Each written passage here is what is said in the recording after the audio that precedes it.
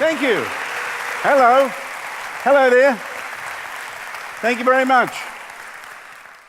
I'm going to start by telling you that I'm a musician and I travel the world playing concerts. I play about 300 concerts a year. That's how I make a living. It's also my calling in life. I'm one of the luckiest people on the planet. I get to make a living doing what I love. And people say, are you in the music business? I call it the happiness business. I play music and you get happy. That's what matters to me.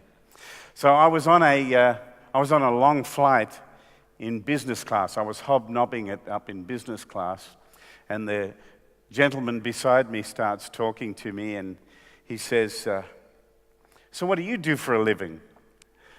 And I said, I'm a guitar player. And he looked at me like I was in the wrong place, you know, I should have been downstairs. And and he said, you make a living playing the guitar? Wow. What band do you play with? And I said, I don't play with a band. I play solo. And he said, oh, so you're a singer? I said, no, I'm a guitar player. But then I started thinking about it. You know, I do have a band. The band is me, and I think like a band, and that's what's different about what I do.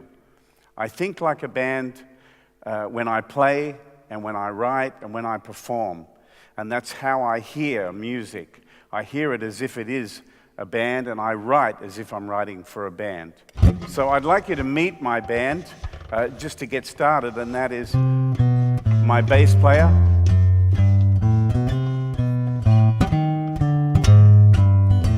drummer,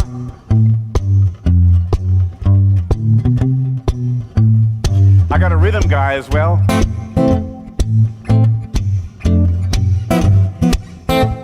Think of the money I'm saving up here.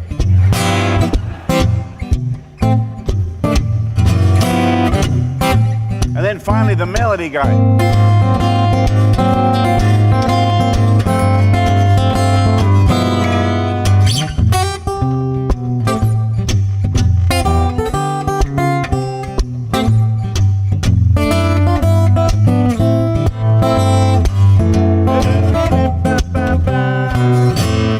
I'll play the bridge, I think.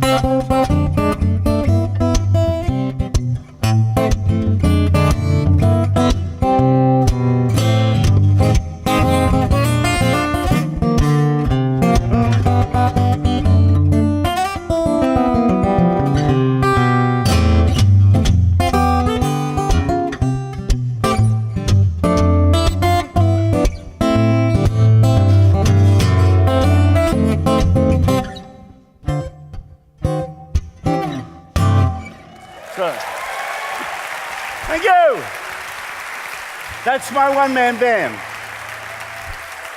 Thank you.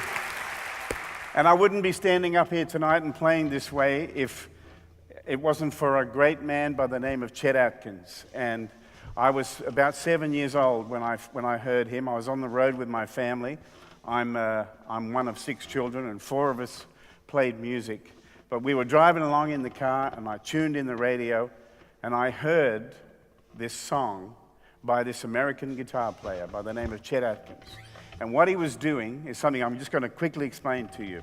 With his thumb, he was playing what the left hand on the piano would play, the accompaniment, and then with his fingers he was playing the melody and the harmonies. And this is what it sounds like. Here's the accompaniment. And then here's the melodies.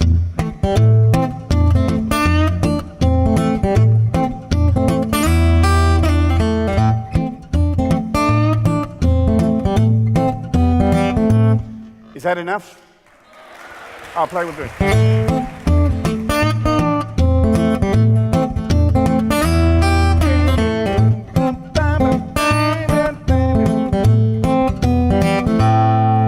So that moment was a galvanizing moment in my life, and I heard that sound and I knew he was playing everything at once, and everybody told me, oh, don't take any notice to that. It's a recording trick. You can't really do that. But somehow I could hear it, and I wanted to work it out. And I just kept at it and at it and at it, listening to Chet Atkins, and I eventually got it. And of course, many years later, I wrote him a fan letter, and we became pen pals. And then by the time I was in my early 20s, I had learned so much of his material and taught myself to play in a way that was different from everybody else. And I knew it, and I was enjoying it so much. It was so much of a challenge and so creative in its own way. And when I eventually got to meet him, I played for him, and he confirmed that I was doing everything right, even though I had no training. And I still haven't had any training. I still don't read or write music, but I can write you a song. I just can't write it out on paper. So anyway, this style that I developed has helped me to keep my one-man show interesting and to try to come up with new ideas. So in my late teens, I started listening to a lot of pop music and trying to come up with arrangements using these techniques, the technique of playing everything at once. So some tunes by the Beatles make really interesting pieces, and they have become a big part of my repertoire, and people love it, where you get that.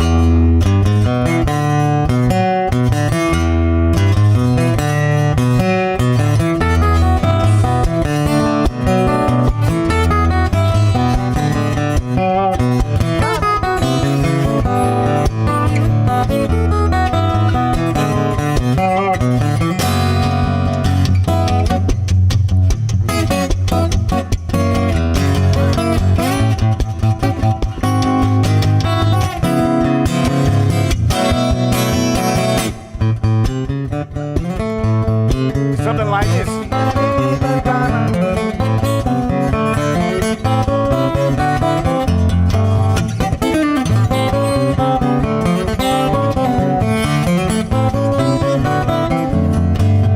So you get the idea, right? Thank you. And another thing I started doing when I was young was banging on my guitar like a drummer, because I am a drummer. I've always played the drums and loved it.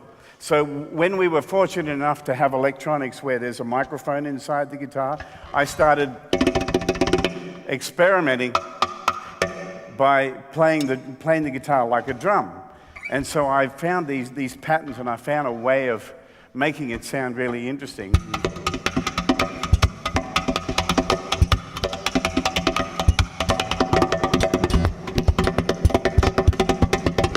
And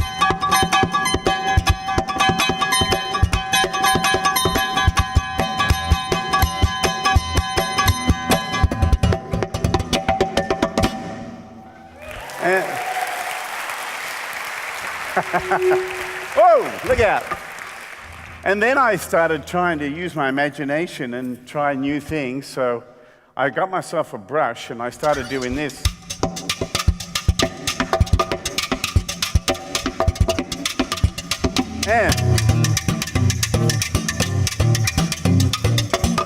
And then I started doing this with my brush so I could get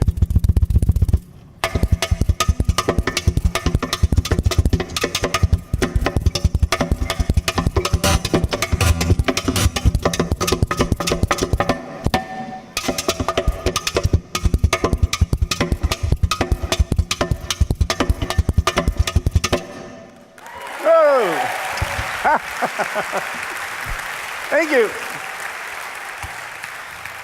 Thank you very much. This stuff is all in the name of entertainment and making my one-man band interesting for my audience. There's another sound and another technique that I use on the guitar that I first heard Chet Atkins doing, and then a little bit later on, a great guitar player who died young. His name was Lenny Breau, and this technique is called cascading harmonics. And it's not easy to do, but it is a beautiful sound. And the reason it's called cascading is it's kind of like, people describe it like waterfall. So, like this.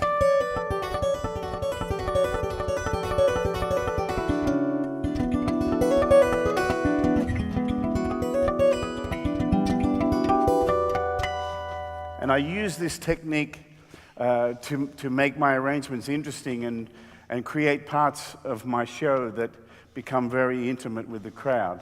And so some songs like Somewhere Over the Rainbow or the Beatles' Michelle, where I use this technique.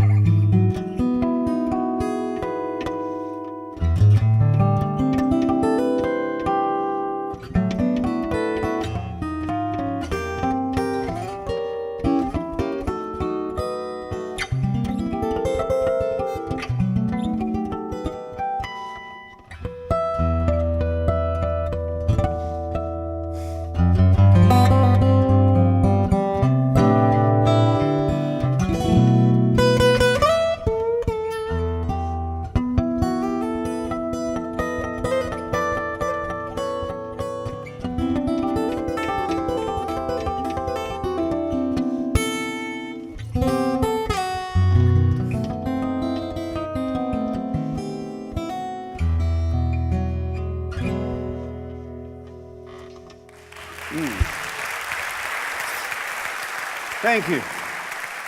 So I use those techniques to make a sound that I never heard anybody else doing, and especially here in Australia. But when I started traveling overseas, I noticed that most people over there hadn't heard it before, and it was a new sound for them. Now, and these are all things that I got from Chet Atkins, and one of the things that I think I learned the most from him would be the quality of songs that you choose to play. And the other thing was, I quickly learned that if I wanted to stand out as a musician, I should play my own songs. So I started writing songs at a very young age, and I spent a lot of time learning the craft of songwriting. And it's one of the parts of my life that I really love the most. And I want to play you a little bit of a song that I wrote. I read a book called The Journals of Lewis and Clark. And Lewis and Clark were these explorers who discovered the American West, and they were led by a young native girl. And after I read this book, it challenged me to write a song and to describe the American West and the great unknown and constant travel. So let me play you a little bit of this song. If you want to close your eyes and imagine you're out in the American West, that's what you can do. That's what songs do. They transport us and take us.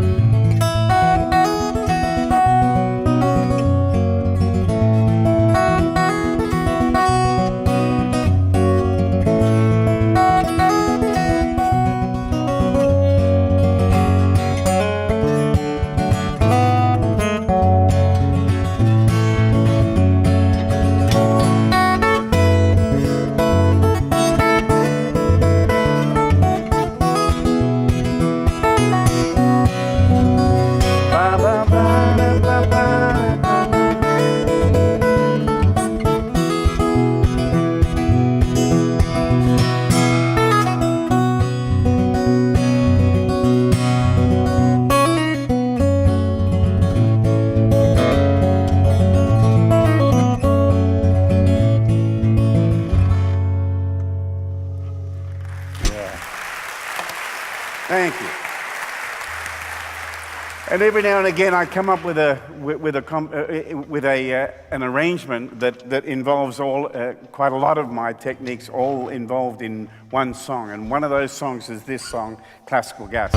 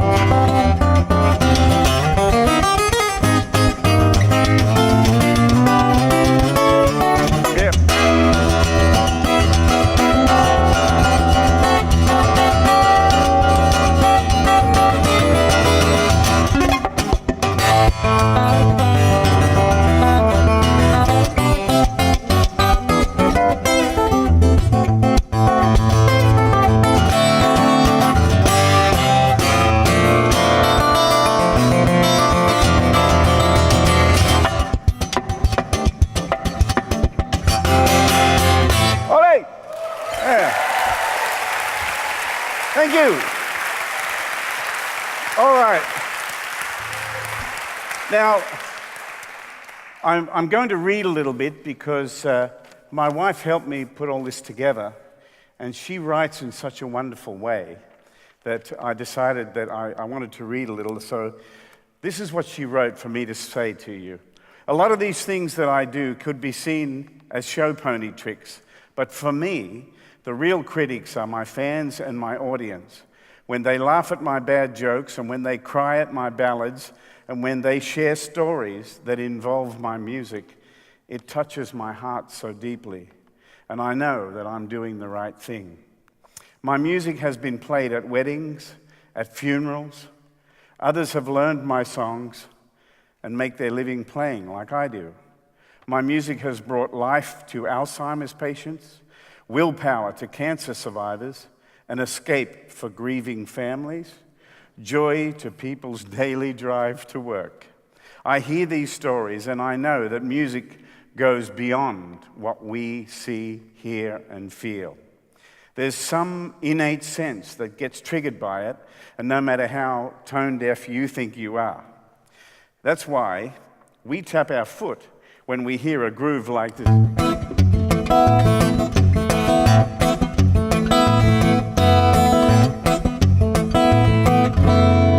Yeah.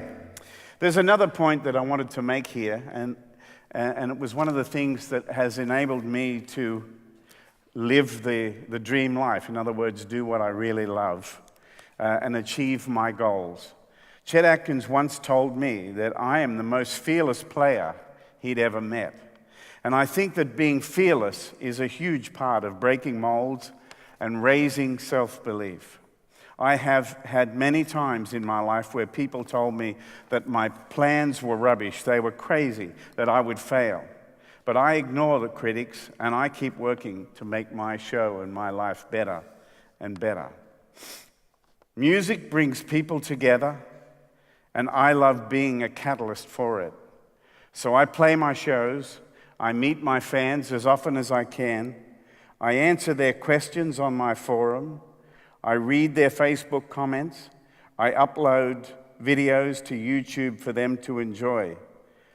I continue to tour around the world and take my one-band band with me. And just remember, folks, that life is not a rehearsal, so you better get on with it. Thank you. Thank you.